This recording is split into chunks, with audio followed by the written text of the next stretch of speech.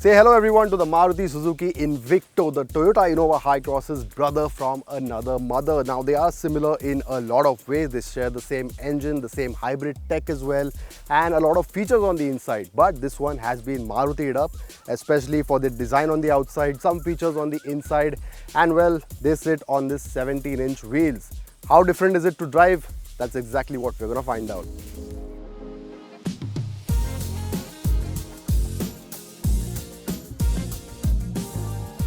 Before we get going, a quick look at how you would know this is a Maruti compared to a Toyota. Well, the big one up front is the rework grille that gets a mesh pattern and two thick horizontal chrome slats that extend into the headlights.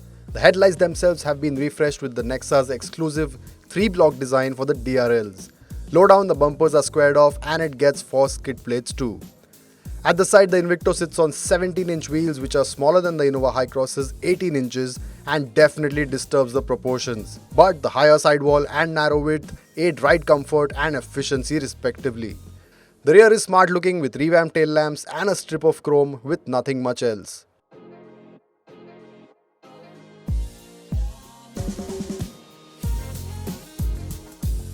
Now inside the Invicto, the changes are fewer still. It is very much an Innova Hycross. The layout has not been messed with at all. What is different though is the upholstery. It is all black now, and that means you don't get the brown theme that you get on the Hycross, and that does rob away some premiumness. It doesn't look that plush anymore, but you have these champagne accents, and when the light hits, they do look good. You have the piano black as well, and well, the features are in abundance. There's not a lot you miss. The only feature addition you miss is the ADAS, and that's not really a convenience feature, it's more of a safety thing.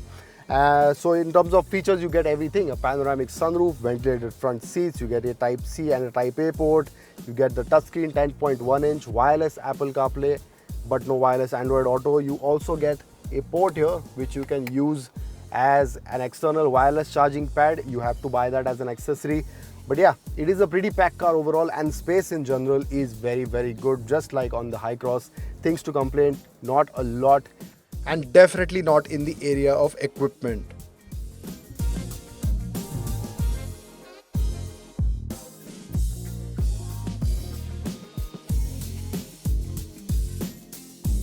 The Invicto is available in 7 and 8-seater versions, with the latter getting a bench seat for the middle row. The top spec Alpha Plus seen here, however, only gets the captain seat option.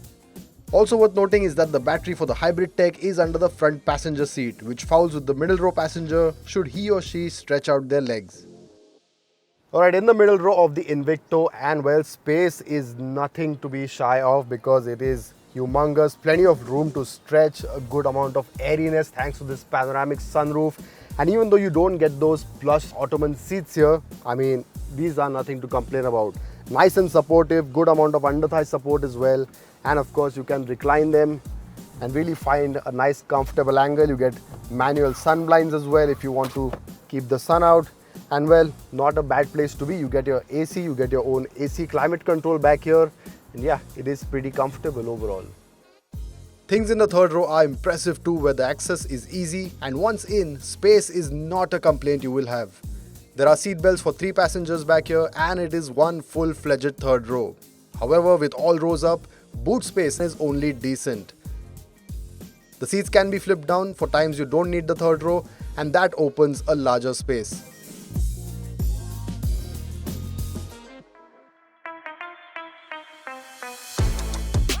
Alright, so what does the Maruti Suzuki Invicto feel like out on the road? Well, it shares the same engine and the same hybrid tech as the Innova Hycross, which means it feels the same as well, because progress is quick, but that boomy sound, especially when you rush the engine, that CVT transmission does not like to be pushed. It just wants to be relaxed, very moderate inputs on the accelerator, and only then will you be calm and sedate. Otherwise,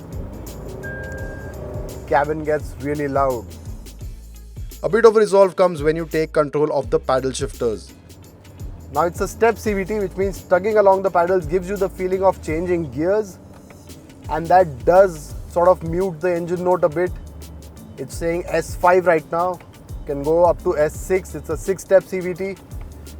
That basically calms down the engine. However, even then, when you press on even slightly on the accelerator, it gets boomy again. So really, you can't rush this car. Overtakes are going to be a bit loud in the cabin, but progress is pretty quick. The 2-litre naturally aspirated engine runs the more efficient Atkinson cycle and gets a combined power of 186 horsepower, 152 horsepower coming from the engine and 113 horsepower coming from the electric motor. Now, like the Hycross, the Invicto also gets drive modes between power, normal and eco. Eco obviously dulls down everything in the interest of fuel saving, and power makes it a lot more eager. So if you just switch it to power now, of course the engine gets boomy, but you do have that punch that you don't really get in normal or eco. And in eco, it is quiet. It will switch to full electric mode if the battery has enough charge, and it will obviously dull down responses. Now the Invicto starts off in full electric as long as the battery has charge. However, on a hot day when you have the AC on and the ventilated seats on, that puts a lot of pressure on the battery, and that means the engine kicks in quite often, and that takes toll on the fuel economy. We didn't get to test the Invicto out on a test cycle, but since the powertrain is shared, you can expect similar figures to the Innova Hycross. So city will be around 13.1 kpl and highway around 16.1 kpl. What does feel different on the Invicto though is the ride quality. Because it rides on 17-inch wheels which gets narrower tires and a higher tire profile, that means bump absorption is very good, and especially when you compare it to the Hycross which gets 18 inches and a lot shorter profile, bumps are taken care of very well. Bad roads, ruts, potholes, really not a problem on this. The suspension has been tuned for the 17-inch wheels, which have resulted in a better and comfier ride quality that fits with the car's character. In terms of handling too, the Invicto is no different. It is of course based on the same TNGA platform. It's a monocoque, and that means it does drive a lot better than the Crista used to. However, it's not a car that you would enjoy carving corners in. Obviously, it is a people mover at the end of the day, and that job it does very well.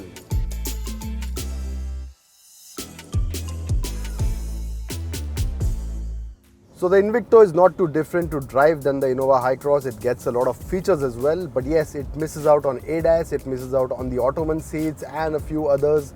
However, it is also 1 lakh cheaper, and that makes a big difference, because if you don't really care about the Ottomans, because it's just an extension of the comfort, the seats are comfortable enough, and ADAS, yes, it is a good addition, but not having it does not mean a big deal breaker. So it's not really a big difference. 1 lakh though is a lot of difference, and that I think people would definitely like to save.